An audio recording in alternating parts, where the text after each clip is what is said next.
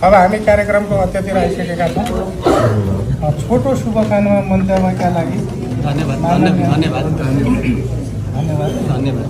प्रदान गरिदिनु हुन म इलाम जिल्ला प्रतिनिधि सभा सदस्य क्षेत्र नम्बर 2 बाट निर्वाचित सभासद माननीय सुहाङ नेमाज्यूलाई अनुरोध गर्दछु। एकदम धेरै धन्यवाद। आज यहाँ उपस्थित मेरा अति नै आदरणीय अभिभावकज्यूहरू र युवा मित्रहरू सम्पूर्णमा मेरो तर्फबाट हजुरहरूलाई न्यानो नमस्कार छ अनि सेवा ढोक छ। हामी साह्रै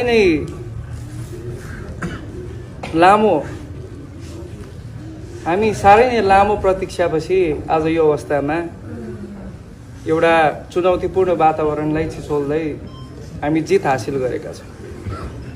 यो जितमा हामी तपाईँ र हाम्रो इलामेली परिवारजनहरू सम्पूर्णको एक समयको एक मेहनतको यो प्रतिफल हो भन्ने मलाई लाग्छ।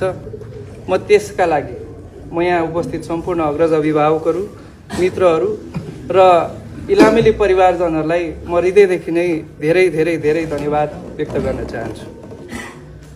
आज यहाँ उपस्थित भएर बोलिरहँदाखेरि अलिअलि म भावुक पनि छु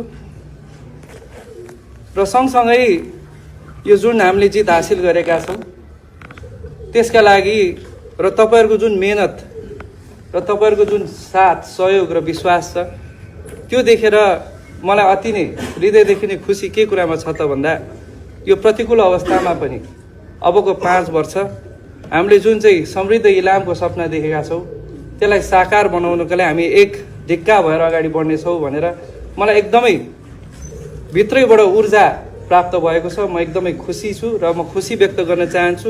यो आजको दिन यो केवल हाम्रो मात्र होइन सिङ्गो इलामको र सिङ्गो इलाम सँगसँगै